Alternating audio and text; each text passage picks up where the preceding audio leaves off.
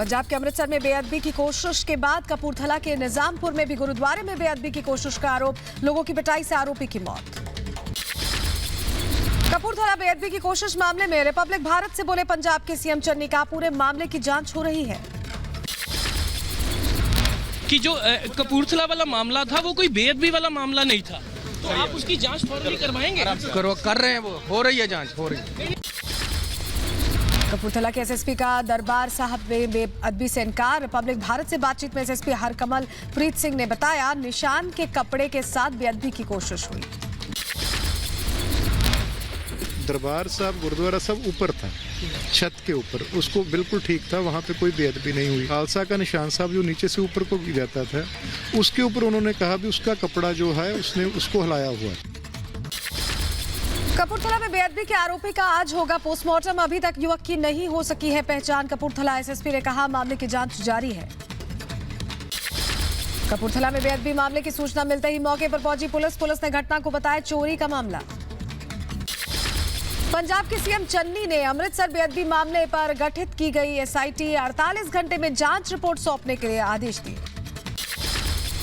स्वर्ण मंदिर की घटना पर पुलिस ने दर्ज की एफआईआर। सेवादार की शिकायत पर अज्ञात के खिलाफ दर्ज की गई एफआईआर।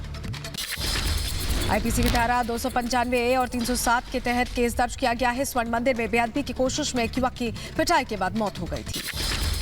स्वर्ण मंदिर में बेअदबी की घटना के बाद अमृतसर पहुंचे सीएम चन्नी। स्वर्ण मंदिर में मुख्यमंत्री चन्नी ने दिए दर्शन, लोगों से शांति बनाए रखने की भी अपील की। कपूरथला अमृतसर बेअदबी मामले की सीएम चन्नी ने कड़ी निंदा की है। चन्नी ने लोगों से अपील की, चुनाव की वजह से गलत ताकतें साजिश कर सकती हैं, ऐसे लोगों को बेनकाब किया जाएगा। एसजीपीसी अध्यक्ष हरजिंदर सिंह धामी ने स्वर्ण मंदिर में बेअदबी की कोशिश को बताया साजिश। हरजिंदर सिंह ने सरकार से मामले पर कार्रवाई करने की अपील की। स्वर्ण मंदिर में गुरु ग्रंथ साहिब की बेअदबी की कोशिश, मामले की जांच तेज। गुरुद्वारा समेत आसपास के सीसीटीवी कैमरे खंगालने में जुटी पुलिस। किस रास्ते से आया आरोपी पता लगाने में जुटी हुई है पुलिस। बेअदबी मामले पर अमृतसर के पुलिस कमिश्नर सुखचैन सिंह गिल का बयान, पोस्टमार्टम के साथ कराई जाएगी विसरा जांच। पंजाब के गृह मंत्री सुखजिंदर सिंह रंधावा ने बताया, पंजाब के लिए ये बहुत ही संवेदनशील मुद्दा है। राज्य सरकार शांति के लिए हर मुमकिन कोशिश में लगी है। मनजिंदर सिंह सिरसा ने ट्वीट कर कहा, गृहमंत्री अमित शाह से हुई बात। उन्होंने घटना की निंदा करते हुए बेअदबी की साजिश को बेनकाब करने में सहयोग करने का भरोसा दिया। पंजाब में गुरु ग्रंथ साहिब की बेअदबी मामले पर दिल्ली के सीएम अरविंद केजरीवाल ने जताई साजिश की आशंका का। चुनाव के वक्त कहीं पंजाब का अमन चैन बिगाड़ने की साजिश तो नहीं।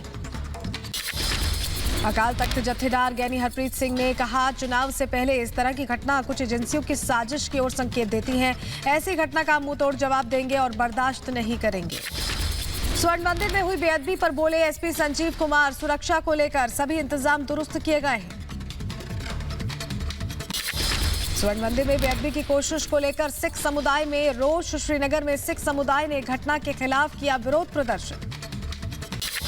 मोदी सरकार के आदेश के बाद आज से देश भर में मनाया जाएगा सुशासन सप्ताह। लंबित पड़ी शिकायतों को होगा निवारण। 25 दिसंबर को समापन समारोह को संबोधित करेंगे गृह मंत्री अमित शाह।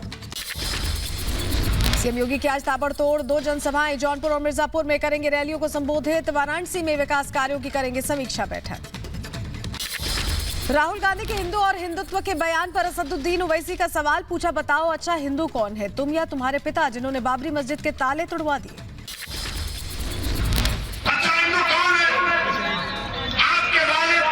राजीव गांधी वजीर आजम थे, बाबरी मस्जिद के ताले खोले के वो हिंदू थे नहीं थे, बताओ। संघ प्रमुख मोहन भागवत के डीएनए वाले बयान पर राहुल गांधी का ट्वीट लिखा, हिंदू मानते हैं कि हर व्यक्ति का डीएनए अलग और अनन्य होता है। हिंदुत्ववादी मानते हैं सब भारतीयों का डीएनए समान है।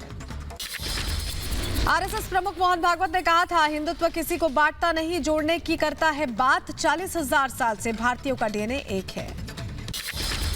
राहुल गांधी पर स्मृति ईरानी का तंज, कहा सच्चा हिंदू चुनाव आते ही न कोट के ऊपर जनेऊ पहनता है और न ही जब दुश्मन दरवाजे पर होते हैं तो सबूत मांगता है। अरे जो हिंदू होने का मात्र चुनाव में दावा करते हैं उनसे कहना चाहती हूं, गंगा स्नान हर हिंदू का अभिमान है। लड़कियों की शादी की उम्र 21 साल किए जाने पर शिया धर्मगुरु कल्बे जब्बात का हैरान करने वाला बयान। कहा, लड़कियों की शादी की उम्र 21 साल किए जाने पर मां बाप पर 3 साल का बोझ बढ़ जाएगा। जल्द से जल्द अच्छी जगह पर बेटियों की शादियां हो जाएं, उतने ज़्यादा माँ बाप के लिए अच्छा होता है और 3 साल तक और जिम्मेदारी उनकी बढ़ जाएगी। परिसीमन आयोग की बैठक आज दिल्ली में होगी। नेशनल कॉन्फ्रेंस बैठक में होगी शामिल। पीडीपी ने बैठक में शामिल होने से इनकार किया। गैर कानूनी धर्मांतरण के खिलाफ देश भर में आज से 11 दिन का अभियान चलाएगी बीएचपी। गैर कानूनी धर्मांतरण पर कड़े कानून की मांग। गृहमंत्री अमित शाह ने शिवसेना को बताया विश्वासघाती। कहा, दम है तो इस्तीफा देकर चुनाव लड़े। अगर हिम्मत है इस्तीफा दीजिए, कर दो दो हाथ, तीनों लोग एक साथ में लड़ने के लिए आइए। भारतीय जनता पार्टी का कार्यकर्ता तैयार है। गृहमंत्री अमित शाह ने उद्धव ठाकरे पर भी साधा निशाना। कहा, सत्ता के लिए उन्होंने हिंदुत्व से समझौता किया।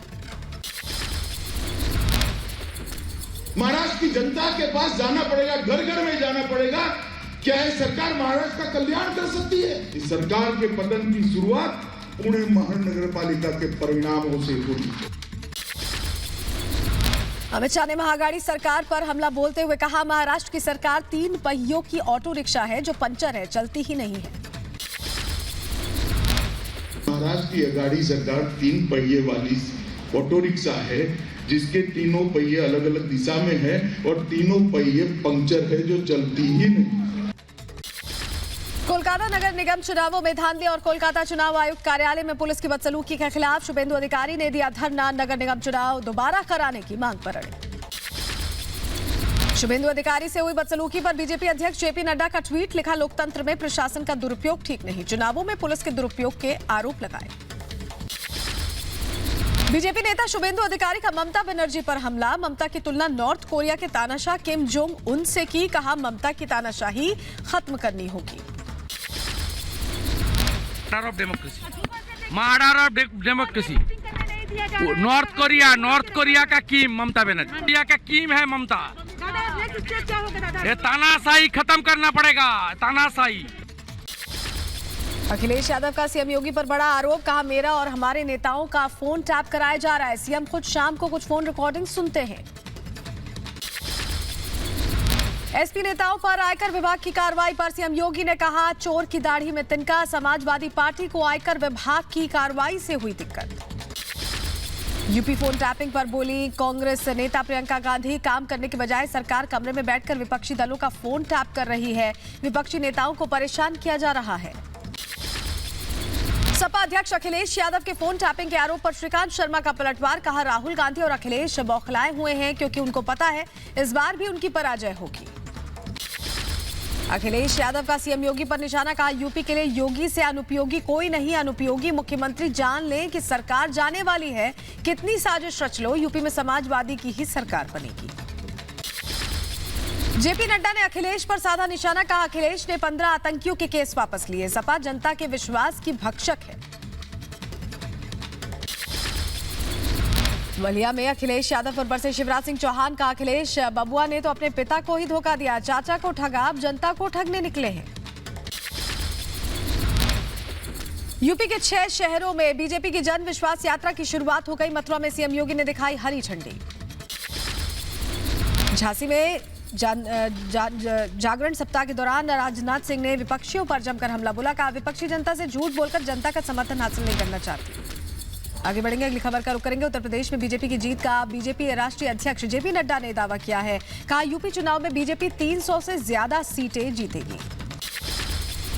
मथुरा में सीएम योगी ने कहा, सीएम योगी ने पिछले 4.25 सालों में यूपी में जो नहीं हुआ कोई दंगा, किसी ने नहीं किया पलायन।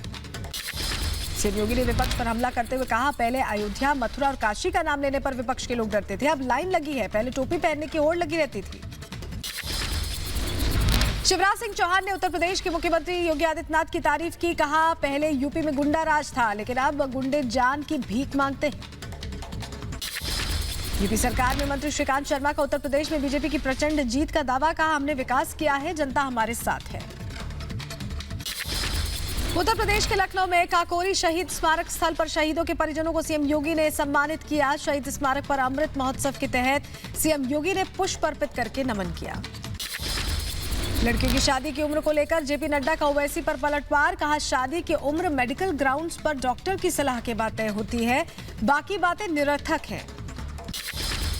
बीएसपी नेता सुधींद्र भदौरिया का बीजेपी समेत दूसरी पार्टियों पर निशाना, कहा बीएसपी के कामों का काटा जा रहा है फीता, मायावती ने चलाए थे सभी प्रोजेक्ट्स।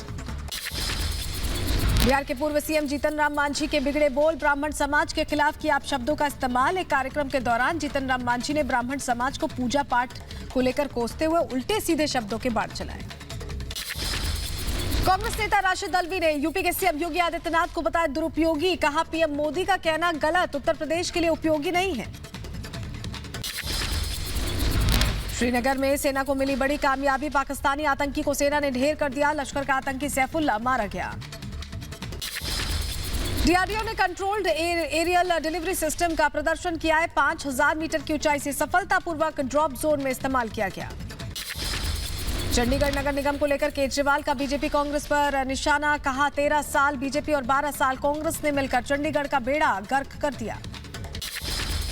अरविंद केजरीवाल ने नवजोत सिंह सिद्धू को चैलेंज किया कबूल, कहा नवजोत सिंह सिद्धू ने आम आदमी पार्टी के प्रधान भगवंत मान से डिबेट करें। पीडीपी अध्यक्ष महबूबा मुफ्ती ने फिर आलापा धारा 370 का राग, कहा गैर नाजायज तरीके से बीजेपी ने छीनी धारा 370।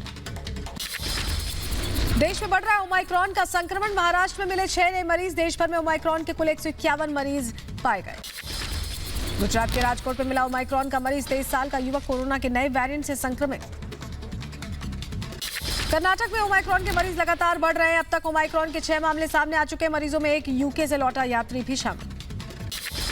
दिल्ली में ओमाइक्रॉन के बढ़ते मामलों के बीच दिल्ली सरकार ने कॉमनवेल्थ गेम्स विलेज में 65 बेड किए तैयार, 3 ऑक्सीजन प्लांट लगाए गए, 500 बेड और होंगे तैयार। कोरोना के नए वेरिएंट ओमाइक्रॉन से नीदरलैंड में लगा लॉकडाउन, लंदन में भी लगी इमरजेंसी। WHO ने कहा 1.5 से 2 दिन में मरीज दोगुने हो रहे हैं।